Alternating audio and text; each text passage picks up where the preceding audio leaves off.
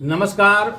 एक किस्सा बारात का इस कार्यक्रम में हमारे साथ श्रीमान श्याम किशोर अवस्थी जी मौजूद हैं और आपका एक विद्यालय चलता है और आप जर्नलिस्ट हैं, पत्रकार हैं।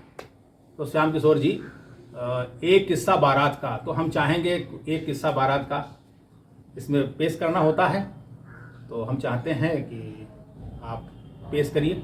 धन्यवाद अग्निहोत्री जी। जी, जैसा कि आपने कहा एक किस्सा बारात का, तो हम उससे पहले कुछ बात साफ करना चाहेंगे कि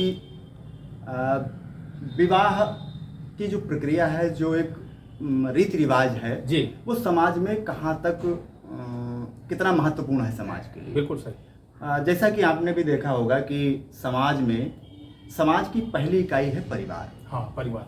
परिवार में किसी भी परिवार के सृजन को लेकर के और वंश वृद्धि को लेकर के विवाह की परंपरा काफी प्राचीन है। बिल्कुल। और विवाह को लेकर के, शादी बारात को लेकर के आपने देखा होगा, लाफ्टर चैलेंज में देखा होगा, तमाम प्रकार के चुटकुलेबाजी लोग करते हैं। हाँ, करते हैं। कवि लोग भी तमाम प्रकार के रचनाएं शादी और अपने वैवाहिक जीवन पर करते हैं। हाँ। लेकिन मेरा अपना मानना है कि विवाह जो आपने मुद्दा उठाया है, जो ये बात कर रहे हैं, ये हमारे हिसाब से कहीं ना कहीं बड़ा मजबूत पक्ष आपने समाज का रखा है जी। तो विवाह एक मजाक का, पति पत्नी के संबंध मजाक का पर्याय नहीं, बल्कि एक गंभीर विषय। समाज की संरचना में विवाह की जो पद्धति आई वो काफी प्राचीन है। शास्त्रों में हमारे यहाँ 8 प्रकार के विवाह संस्कार बताए गए। बिल्कुल सही। तो 8 प्रकार में ब्रह्म विवाह, देव विवाह, आर्ष विवाह, प्रजापत्य विवाह, असुर विवाह, गंधर्व विवाह, राक्षस विवाह और पिशाच विवाह। ये 8 प्रकार के विवाह, जिसमें सबसे उच्च कोटि की जो उत्कृष्ट शिक्षा विवाह पद्धति है, उसे हमारे यहाँ ब्रह्म विवाह को माना गया। ब्रह्म विवाह के अंतर्गत सारे उसमें एक सामाजिक व्यवस्था में विवाह पद्धति को बांधा गया, लेकिन ब्रह्म विवाह के पद्धति के अंतर्गत हमारे यहाँ विवाह को पाणिग्रहण संस्कार कहा गया है। अच्छा, पाणिग्रहण लिखा कार्डों में आता है। हाँ, लिखा। तो ये संस्कार है। बिल्कुल। तो संस्कार होने का मतलब ये है कि आपने देखा होगा कि हमारे यहाँ जब रीति रिवाज जब विवाह के होते हैं, कहीं ज्यादा हो जाए तो बता दीजिएगा, कि जब हमारे यहाँ विवाह संस्कार जब होते हैं, तो आपने देखा होगा जब हमारी कभी अतीत काल में संरचना हुई होगी विवाह रीति रिवाज की, तो उसको एक पूरे समाज को बांधने का प्रयास किया गया। जैसे हमारे यहाँ आपने देखा शादी विवाह में वो लगता है खम्भ लगता है, हाँ, उसका बांस का। तो जो बांस का एक है, बांस वृद्धि का प्रतीक है, लुटिया बांधी जाती है, तो वो वृद्धि का प्रतीक है। क्योंकि जब तक हम भावनात्मक आस्था के साथ नहीं, आस्था के साथ अगर नहीं जुड़ेंगे, अब तो उसकी ऊंचाई तो कम कर दी गई है, 2 फुट नहीं है। हाँ, वो एक केवल रीति रिवाज। लेकिन ये इसके अपने एक उद्देश्य है, क्योंकि जब तक हम आस्था और संस्कारों के साथ में नहीं जुड़ते हैं, तब तक उससे हम उसके महत्व को नहीं समझ सही, ठीक। तो उसके बाद में आपने देखा होगा कि हमारे यहाँ हर और उसको रखने का प्रचलन है। वो उसका मतलब है कि समृद्धि का प्रतीक, क्योंकि हमारा देश कृषि प्रधान रहा है, तो उसका प्रतीक है। फिर आपने देखा होगा कि हमारे यहाँ पटली आती है, उसकी आम के लकड़ी की बनी हुई, तो उसको बढ़ई लेकर के आता है। समाज की एक इकाई बढ़ई को भी शामिल कर दिया गया कि वो हमारे संस्कारों में समाहित है। उसके बाद में आपने देखा होगा कि हमारे यहाँ कुम्हार के बर्तन आते हैं, अर्थात हमारे पाणिग्रहण यानी ब्रह्म समाज, जो ब्रह्म व्यवस्था है विवाह की, उसमें सारे समाज को समाहित किया गया है। यानी वो आता है क्या नाम, कुम्हार, उसका भी अपना है। उसके बाद आपने देखा होगा कि जब हमारे यहाँ बेटियां जाती हैं तो उनको सुहाग देने की परंपरा धोबी समाज में है। बिल्कुल। जहां तक आज लगता है समाज में लगता है कि वो जातिवाद फैल गया है, ये सब हमारे पूर्वजों ने अतीत काल में तय कर रखा था कि इसको कितने लंबे तक ले जाना है। तो वहां पर हमारे यहाँ बेटियों के सुहाग देने के लिए धोबी के यहाँ जाना। बिल्कुल सही। उसके बाद में आपने देखा होगा कि हमारे यहाँ सूप चढ़ते हैं, सूप दिए जाते हैं। तो वो वाल्मीकि समाज से, जिसे हम दलित कहते हैं, वो उसका सूप जब तक नहीं होगा तब तक हमारा पाणिग्रहण संस्कार पूरा नहीं होगा। तो कैसे लोग कह देते हैं कि ये हमारा धार्मिक और जातिवाद है। हमारे यहाँ पूर्वजों ने कितना सभी मिलके चलते हैं। फिर आप देखिएगा कि हमारे यहाँ बेटियां, हम लोग कितने अपने प्रकृति से जुड़े हुए हैं। तालाब पूजन, बिल्कुल, जहाँ हमारी बेटियां, जहाँ हम लोग खेले गए हैं, तो हमारे यहाँ जहाँ व्यवस्थाएं होती हैं, तो हम उनका धन्यवाद ज्ञापित करने जाते हैं तालाब बिल्कुल। पर कि आपके यहाँ हम खेले हैं, आपके जल में नहाए हैं, आपका जल पिया है, तो आपको नमस्कार है। कुआं पूजन, जिससे हमने जल निकाला है उसका पूजन। वहां माँ पैर डाल करके बैठती है, हमें दूध पान कराती है, उसका दायित्व हम निर्वहन करते हैं कि हम अपने जीवन की एक नई पद्धति में जा रहे हैं। तो इतना संस्कार, विवाह संस्कार सही। तो इससे हमारी कितनी प्राचीन और कितनी दूरगामी सोच थी हमारे पूर्वजों की, जिन्होंने विवाह को माना। फिर हम 7 वचन निभाते हैं, पति पत्नी के 7 वचन होते हैं। वो 7 जन्मांतर नहीं है कि वो समर्पण का भाव है एक दूसरे के। फिर आप आ जाइए समाज में, अगर विवाह का मतलब है व्यक्ति की सामाजिक गारंटी हो जाना। आप बताइए कि सुबह से लेकर शाम तक कोई एक ऐसा व्यक्ति आकर के आपके दरवाजे पर बैठने लगे जिसकी शादी विवाह ना हुआ, तो मोहल्ले के लोग कहें यार उसका कहाँ बैठने देंगे। तो अर्थात विवाह हो जाने का मतलब है कि व्यक्ति की सामाजिक गारंटी बढ़ गई। बिल्कुल। तो मेरा ये अपना परीक्षण है शादी विवाह को लेकर के कि विवाह केवल एक व्यवस्था नहीं बल्कि एक गंभीर विषय है जिसे संजो करके रखना। बिल्कुल रखना सही। दूसरा आता है कि अब हमारे यहाँ अगर हम दैव विवाह और आर्ष विवाह, प्रजापत्य विवाह को छोड़ दें तो 3 रूपों में समाज को विकृत हमने देखा है। वो है एक असुर विवाह। असुर विवाह में क्या होता है कि प्रलोभन दे करके कन्या का खरीद कर ले जा करके उसके साथ संबंध स्थापित करना, विवाह के रूप में रखना, ये असुर विवाह में आता है। ये भी आपने देखा होगा, भी कहीं ना कहीं पर एक समाज की विकृति के रूप में ये सब चीजें हैं। उसके बाद में आता है गंधर्व विवाह। इसमें आजकल बड़ा ये सार्वभौमिक हो गया है, जिसमें अभिभावक की परमिशन नहीं लेनी, अनुमति नहीं लेनी, मन माफिक वालिक हुए, हमने प्रेम विवाह कर लिया। और उसके बाद में तमाम प्रकार का आप वकील पेशे से हैं, हम जर्नलिस्ट उससे हैं, तो हमने तमाम प्रकार के समाज में उथल पुथल इस माहौल के कारण देखा है। अब तो एक और हमारे संस्कारों को धूमिल करने के लिए एक आ गया है, इसी का एक नया स्वरूप लिव इन रिलेशनशिप, जिसने एक विवाह परंपरा के हमारे अतीत को विखंडित करने का प्रयास आजकल खूब चल रहा है। फिर दूसरा आता है राक्षस विवाह, जिसमें लोग आपने देखा होगा, लोग अपहरण करके ले जाते हैं और उनको फिर बंधक बना करके फिर शादी कर लेते हैं जबरदस्ती। तो ये राक्षस विवाह की पद्धति है। फिर उसके बाद में आता है पिशाच विवाह, जो जोर जबरदस्ती करके शारीरिक संबंध स्थापित करना, ये पिशाच व्यवस्था में उसमें आता है, विवाह में आता है। लेकिन उसमें हमारे ब्रह्म विवाह को उत्कृष्ट माना गया है, वही नंबर 1 है, जो हमारी सामाजिक व्यवस्था को लंबे समय तक जागृत रखने के लिए ये हमारी विवाह की पद्धति अपनाई गई है। उसके बाद में आपने अभी कहा कि एक किस्सा बारात का, तो हम तो अपना मानते हैं कि हमारे विवाह, मेरी जब शादी हुई तो उसका भी किस्सा बड़ा रोमांचक है। अच्छा, रोमांचक कारण का किसी दूसरे पर कहने की बजाय अपनी बात कही जाए और बिल्कुल सार्थक है। जो लोग हमारी शादी में गए होंगे वो जब ये वीडियो देखेंगे तो उन्हें वो पूरा वृतांत याद आ जाएगा। ये बात है 1 मई 2001 की, जब हमारी शादी हुई। तो हम परिवार में बड़े थे, बड़े होने के नाते सारी दायित्व तो हमारे ऊपर था, और आज से करीब 20 साल पहले की बात है। तो शादी तय हुई, बारात हुई, तो जिस दिन बारात जानी उस दिन 2 गाड़ियां हमारी बुक करी गई। एक बस थी और एक कार, मारुति 800 कार बुक करी गई। और जब देखा गया देर हो रही है तो पिताजी ने माताजी ने कहा कि जाओ, तुम्हारी कार नहीं है, कार लेकर के आओ। तो नाई जो था हमारी दाढ़ी बना रहा था, तो उसने दाढ़ी उड़ी, हमने कहा भैया रोको, हम जा रहे हैं मारुति 800 कार लेने। तो कार लेकर के कार खड़ी करी गई, काम सब शुरू हुआ, कुआं बारे की तैयारी हो गई। उसके बाद में फिर अभिभावकों ने कहा कि ऐसा है कि जाओ, तुम्हारी बस नहीं आई है। हमने वहीं पर अपनी दाढ़ी उड़ी भी नहीं बन पाई हमारी, और बस आई। तो उस दिन जिस दिन हमें शादी में जाना था, उस दिन हमारी सेविंग भी नहीं हुई थी।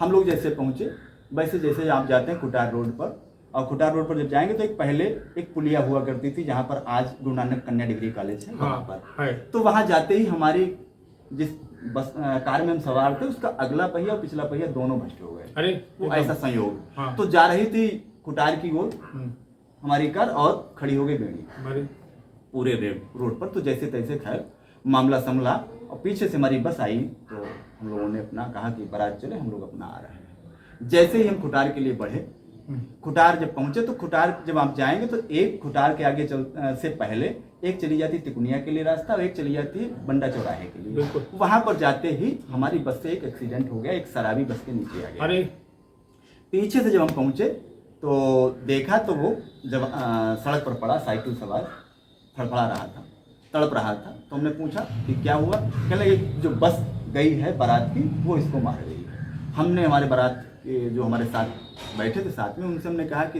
अपनी जो बारात गई वही काम कर गई है। जब हम पहुंचे तो वहाँ खुटार बंडा चौराहे पर देखा तो सारे बाराती रोड पर खड़े थे और बस को पुलिस ले गई। अरे पुलिस थाने ले गई? थाने ले गई। अरे क्या? और उसके बाद में भाई क्या बताया जाए अग्निहोत्री जी, फिर हमारे अच्छा? जो बड़े थे अच्छा? सबने जैसे भी करके मामला संभाला और 5 गणेश टाइप टेम्पू किए गए। अच्छा। अब बारात देर हो रही थी, तब तक जैसे ही बारात टेम्पुओं से बाराती उनको सवार करके ले जाया ट्रांसफर किया गया, तब तक आंधी तूफान सब बरसात वगैरह। अच्छा, मतलब इधर आपदा बची तो उधर पहुंची। तो ये हमें बता रहे हैं कि इतना रोमांचपूर्ण रहा, जो हमारे साथी सुन रहे होंगे उनको लगेगा कि ये कितना सटीक है। बड़ा कभी कभी सुनते हैं तो लगता है कि हमारी बारात कितने संघर्षों में हुई, हम दोपाया से चौपाया कितने मुसीबत में हो पाए। तो आगे जब बढ़ी बारात तो जब तक हम पहुंचे तो हम पहले पहुंच गए। तो वहां जब पहुंचे तो सारा तंबू कनार सब उड़ चुके थे, खाली पोल लगे हुए थे। और हमारे जो पत्नी के जो मामा थे वो पुलिस में हैं।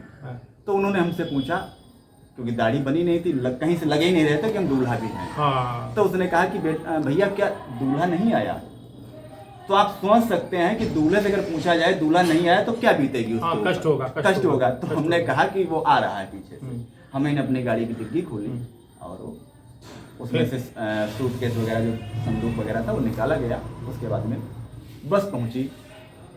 अब वो पहुंचे, टेम्पू पहुंचे तो जैसे तैसे रात के 1-2 बजे करीब द्वारा 4 हो पाया। फिर अगले दिन मुसीबत ये आई कि अब कैसे बारात आई जाए। तो फिर एक बस करी गई, दूसरी सरकारी बस जो रोडवेज बस आती है। अच्छा, वो बस थाने में रोक ली गई? वो रोक ली गई। फिर वहां से वो बस से हम लोग जैसे तैसे बारात आई। तो ये सब घटना हुई हमारे साथ। तो हमें लगता है कि कितने संघर्षों में हमारी बारात हुई है। और उसी समय से लगा कि हमने जो बारात में अपनी शादी में जो हमने महसूस किया है, तो हमें लगा कि बारात की शादी एक विवाहित होना समाज के कितना बड़ा दायित्व है, जिसे निभाने के लिए कितना संघर्ष करना पड़ता है। सही है। तो ये घटना एक है। और उसके बाद में अगर पुराने समय में चले जाएं तो बारातें 3-3, 4-4 दिन रुकती थी। 4-5 दिन तो उसमें तमाम प्रकार के संस्कार होते थे। हमने एक बारात करी है अपने मामा जी की, जिससे मामा थे उनकी। तो वहाँ जब बारात जाती थी तो मान्य पक्ष के लोग, पहले दिन तो खाना वाना मिल जाता था और अगले दिन मान्य पक्ष के जो लोग होते थे उन्हीं को राशन दे दिया जाता था। वही मान्य पक्ष के जैसे बहनोई और फूफा वगैरह वही खाना बनाते थे, खाते थे। फिर रात में वही महफिल जमती थी, लोग अपना गीत कहानी और चुटकुले अंताक्षरी वगैरह होती थी। बूढ़े वाले लोग अपने किस्से सुनाया करते। तो ये कई दिनों तक चलता था माहौल। तो कुल मिलाकर के ये है कि शादी विवाह जो आपने एक किस्सा बारात जो शीर्षक दिया है, तो बड़ा ही एक अद्भुत और अच्छा शीर्षक आपने लिया। और मैं तो पुनः एक बार कहूँगा कि इस सामाजिक मर्यादा में, सामाजिक व्यवस्था में विवाह का एक बहुत बड़ा संस्कार है। और जो आज विघटनकारी जो परिवार आप देख रहे हैं, पहुंच रहे हैं, उसमें कहीं ना कहीं पर हमारी जो संस्कारों में जो विवाह की रीति समाहित थी, उसमें कहीं ना कहीं पर विचलन आ गया। नहीं, तो उनका मुहूर्त कुछ और बन रहा है, 12 बजे या 11 बजे का। जी। अब बारात पहुंच रही है 2 बजे का। 2 बजे वो तो एक हो जाता है। लेकिन जो हमारे जो पत्नी में एक समर्पण का भाव होता था, वो कहीं आज के माहौल में लोगों ने अपने निजी स्वार्थ को लेकर के, हम अपनी निजी भावना से प्रेरित होकर के जो हमारे रीति रिवाजों को विखंडित किया है, उसी का स्वरूप है कि आज समाज विचलन की ओर जा रहा है। तो मेरा अपना तो कहना है इस वीडियो के माध्यम से कि जो हमारी वैदिक रीतियाँ थी, जो हमारे पुराने संस्कार थे, चाहे वो हमारे धार्मिक आस्था से जुड़े हुए हों, चाहे संस्कारों से जुड़े हुए हों, जो हमारे मनीषियों ने, जो हमारे ऋषिमुनियों ने, जो हमारे पूर्वजों ने जो बनाए थे, उनकी दीर्घकालीन विचारधारा थी। और समाज से, प्रकृति से जो संतुलन बनाने की उनकी एक चिर परिकल्पना थी, बिल्कुल। जो लंबे समय तक हमें जोड़े रखती थी। उसी में एक हमारी एक विवाह पद्धति भी है जिसमें 8 प्रकार के विवाहों को समाहित किया गया है, जिसमें ब्रह्म विवाह की जो रीति है वो सर्वोत्कृष्ट है और जिसको आज हमारे जीवन को मर्यादित करने के लिए शायद वो अति अपेक्षित भी है। धन्यवाद, बहुत बहुत धन्यवाद। और जिस विवाह में बुजुर्ग ना हो उस विवाह का क्या कहना। एक इसी तरीके से एक कहानी हमने सुनी है कि लड़की पक्ष के पिता, लड़की के पिता ने अपनी पुत्री का विवाह तय किया और लड़के वाले पक्ष से कहा कि आपकी बारात में कोई बुजुर्ग नहीं आना चाहिए। ये तो शायद किस्सा सुना होगा आपने। कहीं ठीक है, नहीं आएगा। लड़के वाले सब पूरी तैयारी की बारात के लिए। लड़के बड़ा खुश कि अरे चलो इस बारात में कोई बुढ़ा नहीं होगा, तो उनको बिल्कुल पूरी तरीके से स्वतंत्रता मिलेगी।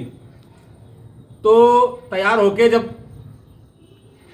बारात तैयार हुई जाने के लिए, तो लड़के के जो नाना थे, मतलब लड़के की माँ के पिता जो नाना थे, उन्होंने कहा नहीं हम तो बारात जाएंगे, कुछ भी कर लें आप।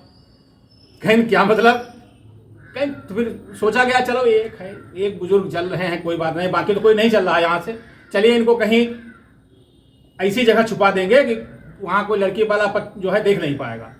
ऐसे हुआ, ट्रैक्टर ट्राली तैयार हुई, उसी में कहीं जहाँ पर वो सामान वामान रखा जाता है वहीं पर उनको बैठा दिया गया। कहीं भाई चलो, गए, बारात पहुंची। तो जो लड़की पक्ष की तरफ से जो लड़की का पिता था, जब बारात पहुंची मौके पर, तो उन्हीं में से 4-5 लोगों को बुलाया और कहा बारात हम जब करेंगे जब हमारे पड़ोस में एक नदी बह रही है, इसका जो जल है, जल की जगह आप दूध की नदियां बहा दें। बड़ा समस्या। तो लोगों ने कहा ऐसा हो ही नहीं सकता भाई, ऐसा कैसे हम कर पाएंगे। तो यहां तक नौबत आ गई कि बारात अब ये वापस होगी। तो कहीं ठीक है। तो फिर जो लड़का था उसने कहा नाना फिर हम काहे छुपा मैं।